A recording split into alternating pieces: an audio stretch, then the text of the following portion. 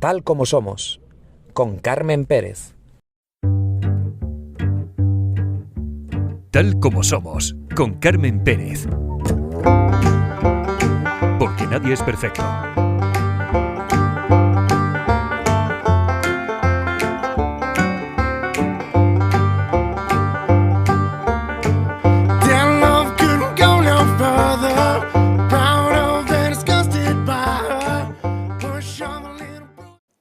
Bienvenidos a un nuevo episodio de Tal como Somos. Gracias por acompañarnos un episodio más al otro lado de las ondas. También me gustaría agradecer las muestras de cariño, los mensajes recibidos, dándonos de nuevo la bienvenida después de ese largo periodo de descanso que, como les comenté en el episodio anterior, a veces es necesario. Y hoy traemos un tema muy interesante. Es bien conocida la quema de libros por parte de los nazis, pero es menos conocido que los nazis robaban libros allí donde alcanzaba su expansión militar. Vamos a hablar sobre este tema con el escritor Benito Olmo, que en su última novela, A Tinta y Fuego, narra una historia en torno al expolio de millones de libros llevado a cabo por las tropas nazis y cuyo paradero sigue siendo hoy un misterio. Les invito a que nos acompañen, que escuchen a Benito Olmo, porque estoy convencida que, como me ha pasado a mí, van a descubrir detalles que desconocían sobre ese tema. Dicho esto, solo me queda comentarles que comenzamos.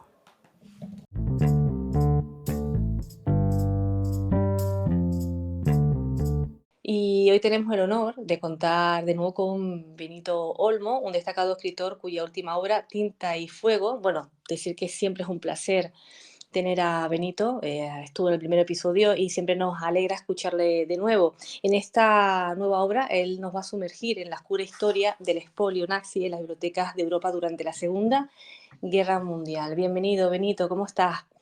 Muy bien, Carmen, encantado de saludarte. Nosotros, bueno, ya lo dije hace unos instantes, pues siempre es un placer que estés por aquí con nosotros. Y bueno, una obra muy interesante la que nos traes, tu nueva obra. Y para comenzar, un poco sobre qué te inspiró escribir Tinta y Fuego. Bueno, pues yo a Tinta y Fuego llegué de una forma accidental. A este asunto de los libros robados llegué de una forma completamente accidental a través de un artículo que leí. Tú sabes que cuando uno escribe, al final mira la realidad con ojos de escritor, ¿no? Mira la realidad, pues, igual que un pintor mira un cuadro con ojos de pintor y un arquitecto mira un edificio con ojos de arquitecto y ve soluciones estéticas, ve cosas que los demás no ven, pues los escritores miramos la realidad y vemos historias, vemos cosas interesantes, cosas que merecen ser contadas o que merecen una novela, y en ese caso yo me encontré con una noticia con un titular imposible de pasar por alto. Libros robados por los nazis, devueltos a una familia de escritoras argentinas. Libros robados, nazis, el titular para mí lo tenía todo. Entonces Ujú. leí ese artículo, me interesó mucho y hablé con estas chicas, hablé con una de estas hermanas, son tres hermanas de Buenos Aires, una vive en Buenos Aires, otra en Palermo y otra en Barcelona. Entonces hablé con una de ellas y me dijo que sí, que efectivamente un día recibieron una llamada de Berlín en la que un bibliotecario les dijo: tengo aquí un libro que creo que perteneció a vuestro padre. Ellas recelaron automáticamente porque, claro, si bien su padre nació en Alemania, siendo muy joven, siendo un adolescente con 15 años, emigró, se fue primero a Uruguay y luego a Buenos Aires porque, bueno, su madre era judía. Ujú. Entonces llegaron los nazis al poder, fueron perseguidos por las leyes de Nuremberg y entonces pues tuvieron que huir del país. Se había convertido en un lugar inhóspito para ellos. Y su padre nunca habló de eso, nunca habló de ese pasado, nunca habló de lo que sufrieron, de cómo les volvieron la espalda a sus vecinos, de cómo lo maltrató su propio país, ¿no? Su propia tierra, se llevó a la tumba. Entonces, cuando estas chicas recibieron este libro que perteneció a su padre, un libro de cuentos, de alguna forma conectaron con una forma de su pasado que no conocían. Y claro, es un libro que en cualquier librería de segunda mano no te darían más de 2 o 3 euros por él, pero que para ellas tiene un valor, pues imagínate, incalculable. Claro, que ese libro aparezca en Berlín, que un bibliotecario se interese tanto en devolvérselo. ¿Quién es este bibliotecario? ¿Cómo llegó ese libro a la biblioteca? Entonces, mi siguiente parada fue Berlín. Me trasladé a Berlín y allí hablé con un bibliotecario que me explicó todo el proceso desde que encontraron este libro hasta que lo devolvieron, Pero claro, no se trataba de un hecho aislado, como yo pensé en un primer momento. Me enseñó una sala en los sótanos de la Biblioteca Nacional de Berlín, una sala enorme del tamaño de un campo de fútbol, no te exagero, repleta de libros, repleta de estanterías que se cruzaban unas con otras, más de 1 millón de libros que proceden del saqueo nazi. A mí me pareció abrumador. Más de 1 millón de libros robados por los nazis y un grupo de bibliotecarios que se dedica pues, a encontrar esos libros, a identificar a sus propietarios buscando anotaciones, sellos de propiedad, marcas, fechas, y cuando dan con los propietarios lo devuelven. Entonces es una labor titánica y en la mayoría de las veces condenada al fracaso. Pero a mí me pareció muy hermoso y como te he dicho antes, yo me di cuenta de que ahí había una historia y me senté a escribirla. Y así fue como surgió Tinte y Fuego. No, lo que nos estás contando, como acabas de apuntar, una historia hermosa y valorar mucho el trabajo de estas personas que están haciendo un trabajo impagable, ¿no? Y sobre todo, imagino, pues para que les pase lo mismo que a esta familia, ¿no? De conocer algo que no conocían de su padre. Benito, en tu libro, la protagonista es Greta, ¿no? Una buscadora de libros Ujú. raros y valiosos. ¿Qué puedes contarnos sobre ella y cómo encarna el espíritu de tu novela? Ujú. Bueno, Greta es una buscadora de libros raros, es una detective de libros y de alguna forma viene de, se podría decir que un personaje también de novela negra, que es el género en el que yo me muevo de forma más habitual, es un género que tiene unos códigos que yo tengo muy interiorizados, entonces este personaje lo rescato de la novela negra y es un detective, pero en vez de moverse por callejones, con toxicómanos, con prostitución, donde se mueve es pues en las librerías de viejos, en las bibliotecas, en los sótanos polvorientos, allí donde ella realiza su labor. Entonces, bueno, se dedica a poner en contacto a libreros con coleccionistas, con bibliófilos, a encontrar libros antiguos, a detectar posibles, bueno, posibles tesoros escondidos, ¿no? Y a mí que a día de hoy siga habiendo tesoros escondidos, que hay poquitos, pero sigue existiendo bueno, conocí a través de la investigación que llevé a cabo para escribir Tinta y Fuego, conocí el caso de varios tesoros reales y sobre todo me inspiró también el trabajo que hacen en Berlín, que es un trabajo muy artesano, que como te digo, inspeccionan cada libro de una forma muy artesana, muy mimosa para intentar dar con su propietario. Y es una labor que la mayoría de las veces está condenada al fracaso. Te pongo, por ejemplo, tienen un libro allí, un libro llamado Induquesta en África, que tiene una dedicatoria en la primera página. La dedicatoria, escrita con trazos muy primorosos, es la típica dedicatoria destinada a convertir un libro corriente en algo especial, ¿no? Y esa dedicatoria dice: a mi querido Rudy, el día de su su madre, que lo quiere. La firma de la madre, una fecha. Sebastián, cuando estuvo allí, este bibliotecario me explicó que cuando dio con ese libro, pues dice, bueno, tengo un nombre, Rudy, tengo su fecha de nacimiento. Fue a la base de datos de víctimas del Holocausto y lo encontró el propietario de ese libro. Rudy Joelson, que en el 41, en marzo del 41, fue deportado al campo de concentración de Riga y 3 días más tarde fue asesinado. Un año más tarde, sus padres fueron al campo de concentración de Auschwitz, donde también fueron asesinados. Entonces Sebastián me miraba y muy emocionado me explicaba, yo sé a quién perteneció este libro, sé qué camino ha recorrido para llegar hasta aquí, pero no queda nadie a quien devolvérselo. Entonces, ese libro está en una especie de limbo administrativo, porque nadie va a preguntar por él, aunque sabemos perfectamente de dónde viene. Entonces, Greta se encuentra estas historias, Greta se encuentra estos libros perdidos y de alguna forma continúa esa labor sin perder de vista que, bueno, los libros son su forma de ganarse la vida, ella no santifica los libros, ni mucho menos, pero sí que valora lo que los libros valen para cada uno, porque tú sabes que un libro al final vale lo que alguien esté dispuesto a pagar por él. Las cosas tienen el valor que queramos Ujú. darle. Claro, ¿no? Ese valor sentimental, lo importante que son esas dedicatorias, ¿no? Que a veces, pues uno cuando encuentra un libro, ve esa dedicatoria y se pone a pensar, ¿no? ¿Quién la habrá hecho? ¿Qué esconde ese libro, ¿no? En este caso, pues son historias reales, ¿no? Historias que, como bien nos comentas, pues muchas quedarán ahí, ¿no? Pero qué bueno, ¿no? Que muchas también tienen ese final feliz. Pero bueno, es conocer, ¿no? Siempre yo creo que es súper importante el recordar, ¿no? El conocer las historias de esas personas, pues que por desgracia, en este caso, pues por circunstancias muy dramáticas pues ya no están o perdieron la vida de una manera pues trágica, ¿no?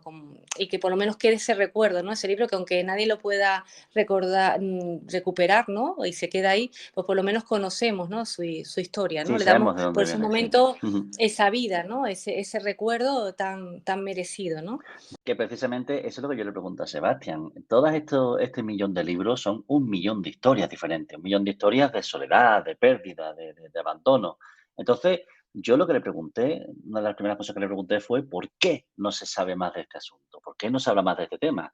Todos hemos oído hablar del robo cultural, del robo de obras de arte, de cuadros, etcétera, pero del robo de libros nunca se ha escrito, nunca se han hecho películas. Y Sebastián me explicaba que los libros que hay en Berlín no son especialmente valiosos. Allí no hay incurables, no hay primeras ediciones y por eso nadie se interesa por esos libros. Los libros que tienen allí, estos libros perdidos, son los libros que cualquiera, que tú o yo dejaríamos atrás si tuviéramos que salir huyendo del país, si tuviéramos que malvender nuestras posesiones, si fuéramos deportados, si fuéramos asesinados. Entonces, esos son los libros que hay allí. Cada libro cuenta una historia que va más allá de la historia que contienen entre sus páginas. Sí, ahora relacionado con esto es una cuestión que te quería hacer, Benito. El expolio nazi, ¿no? De lo que habla tu libro, un tema que no se discute tan a menudo como otros aspectos del Holocausto. ¿Por qué crees que es importante abordar este tema, ¿no? En la literatura contemporánea? Bueno, realmente porque al final son heridas abiertas. Y las heridas abiertas, si no se curan, pues al final sanan mal, dejan marcas, no vuelves a ser la misma persona. Entonces, las heridas hay que curarlas y hay que hablar de los errores del pasado. Hay que hablar del pasado porque si no, nunca vamos a poder encarar el futuro con garantías, ¿no? Entonces, creo que es importante que se sepa la historia de estos libros, que se conozca la historia de este expolio, porque además son libros que cambian vidas. Te puedo contar también el caso de un tipo llamado Walter Lachman. Mira, Ujú. había un bibliotecario, Detlef, que concedió una entrevista a un periódico, a una revista llamada Der Spiegel, una revista muy conocida, que se distribuye en todo el mundo, hablando de los libros robados. Le hicieron una entrevista y en la entrevista había 3 fotografías de 3 libros que pertenecían a este departamento, ¿no? Que estaban investigando su procedencia. En Florida, un tipo llamado Walter Lachman leyó este artículo, vio esos 3 libros y dijo, ese libro es mío. Identificó un libro que había pertenecido a él cuando era un niño. Claro, luego conoces la historia. Walter Lachman, siendo un crío, creo que con 6 años, fue deportado a Auschwitz. Salió con vida, gracias a Dios, emigró a Estados Unidos y nunca habló de su pasado. Se negó por completo a hablar de su pasado.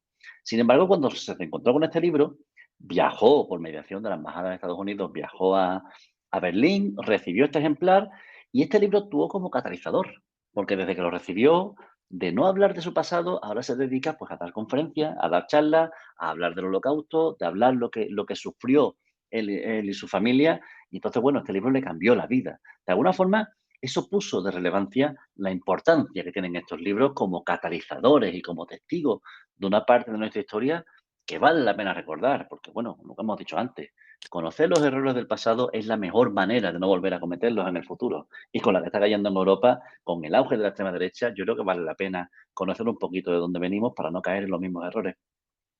Eso es así y coincido contigo al 100%, Benito. Ya nos has contado un par de historias que te has encontrado, ¿no? En la investigación, pero ¿hay algún descubrimiento que te sorprendiera o que te llegara más que otros?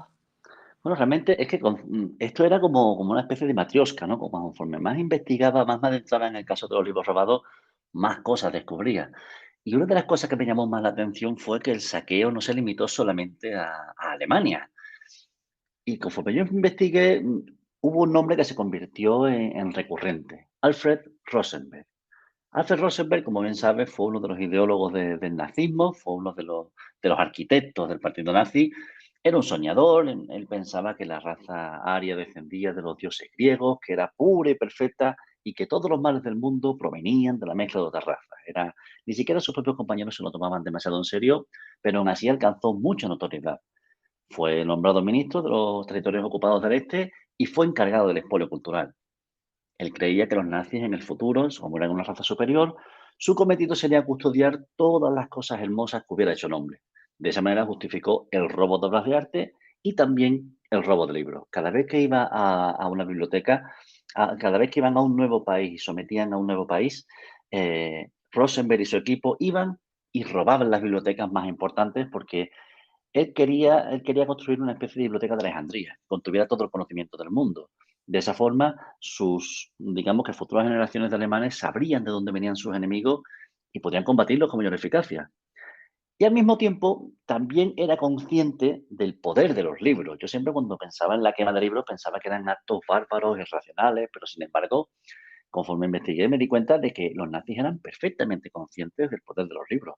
Alfred Rosenberg sabía que los libros contenían la historia de sus enemigos, quiénes eran, de dónde venían. Si le arrebataba su historia, si le arrebataba sus libros, sus enemigos terminarían desapareciendo, los que sobrevivieran al holocausto.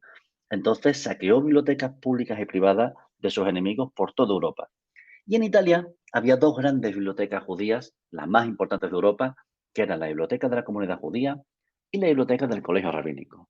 Déjame que te cuente esta historia porque me pareció muy curiosa y, claro, Rosenberg sabía de la importancia de estas dos bibliotecas, quiso saquearlas y en octubre de 1943 dos grandes trenes llegaron a Roma con una ciudad ya sometida y empezaron a cargar estas dos bibliotecas en su interior. En diciembre de 1943, estos dos trenes partieron de Roma rumbo a Frankfurt con estas dos bibliotecas, pero uno de esos dos trenes nunca llegó a su destino. Uno de esos dos trenes, el que contenía la biblioteca de la comunidad judía, desapareció y su paradero sigue siendo un misterio desde hoy.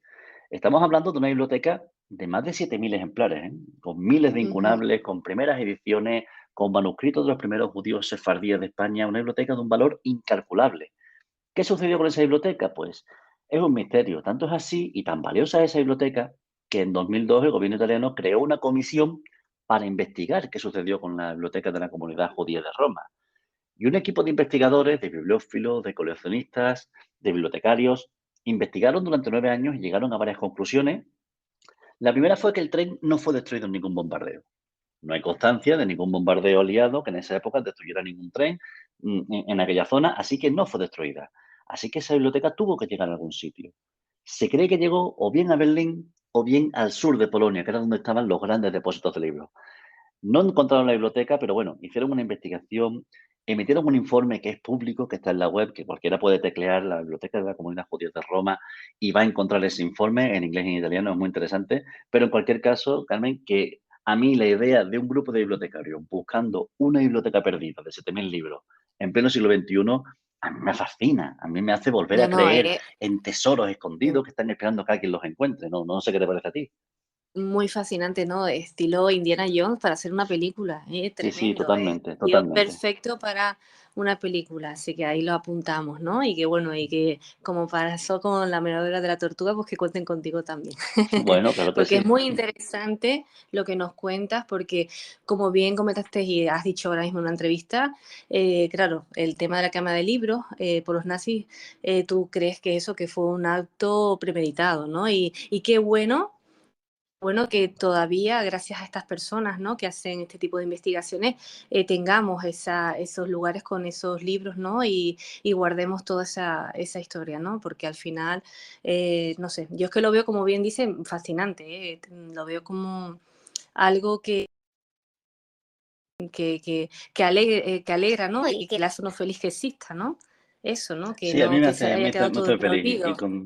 Y todo lo que va de cada conforme iba descubriendo cosas, me iba pareciendo más y más interesante. Y yo me di cuenta de que necesitaba una novela. Y por eso me senté a escribir Tinta y Fuego, que a pesar de toda la investigación que hay, es una novela bueno, es una novela de intriga, de acción, es un thriller. Tiene un poco de novela negra, en fin, es ficción Claro. al 100%. Es una aventura aprovechando este marco en la que aprovecho para hablar de esta historia, de los libros robados, de los bibliotecarios que tratan de devolver esos libros, de cómo buscan a los propietarios hasta dar con ellos. Y bueno, a las chicas estas, por ejemplo, de Buenos Aires, que hablé con ella, lo que sintió, ¿no? Porque es lo que a mí me interesaba a mí. ¿Qué sintió cuando recibió ese libro? Y el valor que tiene ese libro, que es un libro que a ti o a mí, si lo tuviéramos en la mano, no nos diría nada, pero para ella es muy especial. Yo también tengo libros especiales en Ujú. casa y seguro que tú también. Yo tengo libros en casa que me acompañaron en momentos muy complicados de mi vida, que me han formado como persona, se han quedado dentro de mí esos libros, y son libros que a lo mejor para otra persona no valen nada, pero yo seré incapaz de desprenderme de ello. Entonces, bueno, eso es lo bonito, ¿verdad? El valor de los libros y el valor que tienen más allá del valor económico y de la historia que tienen entre sus páginas. Efectivamente, ¿no? Sobre todo esos libros que recibimos, ¿no? Como regalo y de incluso de personas como les ha pasado a estas hermanas que ya no están, ¿no? Y que es ese recuerdo, ¿no? Que tenemos esas personas. Y ese, bueno, tanto para bien como para mal, porque yo también tengo algún libro que, bueno, que, Sí. que a veces, Dios mío, no lo quiero tener porque me recuerda, ¿no? A alguna cosa no tan buena, pero bueno, que sí, que los libros nos pueden transmitir este tipo de sensaciones, tanto positivas como también muchas veces negativas, ¿no? Ujú. Y bueno, hablando de todo esto, Benito, ¿qué esperas de los lectores, no? ¿Qué esperas que se lleven después de leer Tinta y Fuego? ¿Qué, Yo qué mensaje? sobre todo espero que disfruten. Mis novelas son 100% entretenimiento. Yo escribo con un fin puramente lúdico. Yo creo que se entretengan, que se diviertan, que se emocionen y sobre todo que vivan una aventura, porque al final esta novela, Tinta y Fuego, es una novela de aventura, que mis editoras me piden siempre que evite esta palabra porque no hay un género como tal de aventuras ya en las librerías. Tú encuentras la sección de novela negra, de thriller, de romántica, pero no encuentras novelas de aventura. Sin embargo, Tinta y Fuego es una aventura. Es una aventura que va a llevar a los lectores por media Europa, los va a llevar a Berlín, a Roma, a Polonia y a Cádiz en busca de una biblioteca desaparecida que es un hecho real, además. Y Tinta y Fuego es una novela que el lector ocasional, el que no lee demasiado, disfruta mucho porque está escrita de forma bastante ágil, de una forma muy dinámica, pasan muchas cosas. Entonces, el lector ocasional lo disfruta de esta novela, pero el lector voraz, el amante de los libros, el verdadero amante de la lectura, la disfruta mucho más, porque hay muchos guiños, hay muchas cosas que solamente los lectores identificamos, cómo se tocan los libros, cómo se ordenan las bibliotecas, esa vida esa vida subterránea que tienen los libros, cuando nadie los mira, qué hacen los libros entre ellos, todo eso existe, eso es real y los lectores, los buenos lectores lo sabemos. Entonces, yo creo que los buenos lectores disfrutan más esta novela que el lector ocasional, porque se ve más reflejado, empatiza más con los personajes y con la historia. Gracias, Benito. Bueno, no paras. Yo siempre te pregunto, que yo estoy convencidísima que ya estás preparando algo nuevo, que seguro ya está ahí. ¿Acaso? Estoy preparando algo, estoy con la siguiente. Lo que pasa es que estoy con la promoción de Tinta y Fuego que está siendo bestial, está siendo muy bruta. La verdad es que los lectores están respondiendo muy bien a esta novela, que yo lo agradezco porque es mi novela más compleja. Me he llevado 2 años y medio trabajando en Tinta y Fuego y ver ese interés por parte de los lectores, bueno, pues hace que esto valga la pena, ¿no? Y, en Una el poco novela tiempo muy que tengo libre, ambiciosa. estoy escribiendo mi siguiente historia, estoy escaletando, estoy con otros proyectos, yo no paro porque el No camarón para. que se para se lo lleva la corriente, tú lo sabes. Efectivamente, y que siga así. Ya sabes que desde Tal como somos te deseamos siempre todo lo mejor. Una novela muy ambiciosa y que, como bien comentas, está siendo muy bien acogida. Bueno, se ve todos los días. Y bueno, para aquellas personas que quieran saber dónde vas a estar próximamente y quieran que le firmes el libro, ¿dónde te pueden encontrar, Benito? Pues mira, de forma inmediata voy a estar en la Feria del Libro de San Fernando la semana que viene y después en la Feria del Libro de Cádiz. En verano tengo un par de saraos más que tengo que terminar de cerrar y luego después de verano tengo un par de festivales, uno en Cuenca, otro en Cádiz, otro también. No sé, tengo varias historias por cerrar, pero lo más inmediato, San Fernando y Cádiz, es donde voy a estar. Perfecto, pues Benito, un abrazo inmenso y espero escucharte pronto. Yo también. Un abrazo grande. Gracias por estar.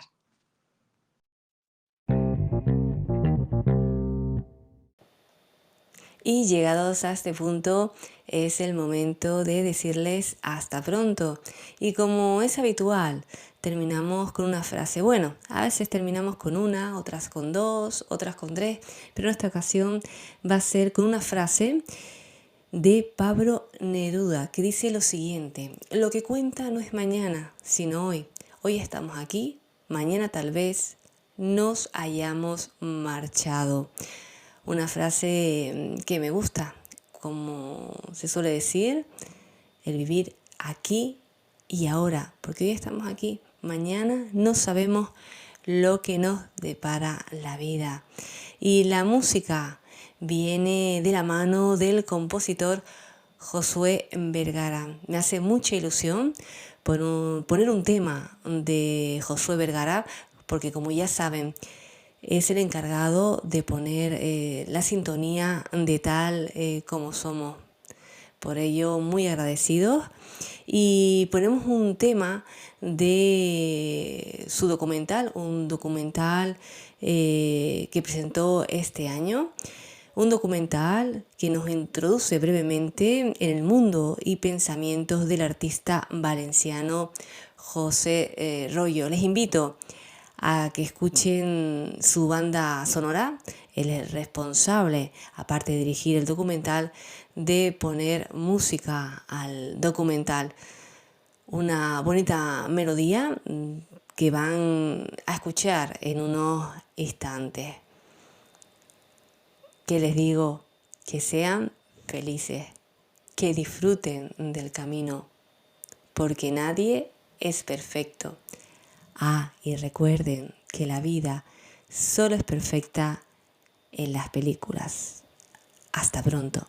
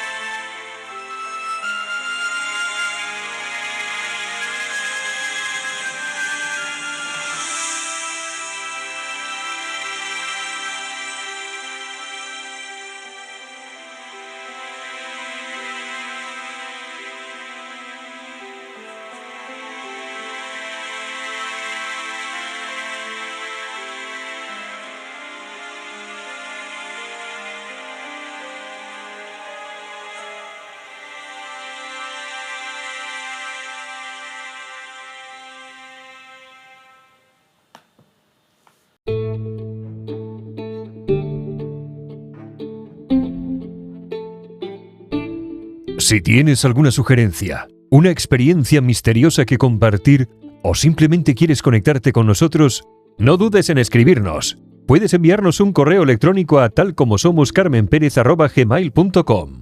No dudes en compartir tus pensamientos con nosotros. Estamos aquí para escucharte. Queremos construir una comunidad donde todos podamos sumergirnos en el misterio juntos.